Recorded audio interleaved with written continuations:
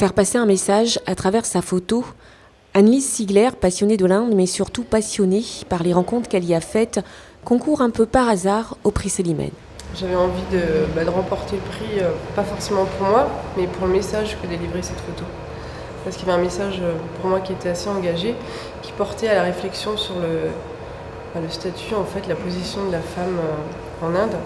Un message sur la condition de la femme en Inde, d'un côté le modernisme d'une société en mouvement et de l'autre le voile de la tradition. Au début, quand j'ai fait cette photographie, j'ai pas voulu montrer quoi que ce soit en particulier parce que je me promenais dans une rue et j'avais mon appareil photo et je prenais des clichés.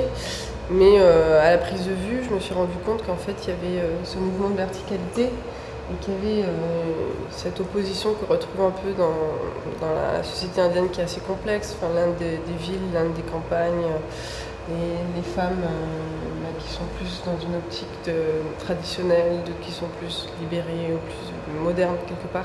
Un cliché, un état des lieux qui interpelle le jury et la suite de l'histoire est forcément belle. Je ne m'attendais pas du tout à recevoir un prix. Enfin, comme je vous l'ai dit, ça s'est passé à la dernière minute, ma participation. C'est absolument pas prévu et donc c'était une très belle surprise. Encore une fois, pas forcément pour moi, mais pour le message que je voulais véhiculer, pour attirer l'attention et la réflexion sur cette problématique-là.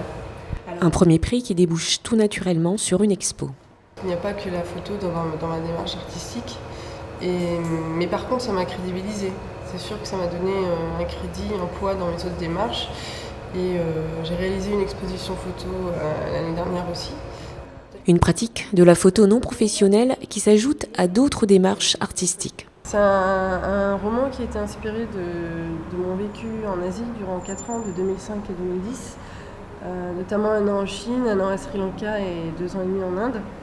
Donc c'est un petit peu un vagabondage spatio-temporel sur plusieurs espaces, sur plusieurs temps aussi, puisque ce livre a été écrit entre 2005 et 2010. L'horizon d'Annelise est toujours tourné vers l'Inde, avec les femmes au centre de son inspiration. Son dernier voyage dans ces contrées lointaines remonte à juin 2013. Elle a désormais hâte d'arpenter le pays pour amener ces expressions qui, pour elle, sont uniques.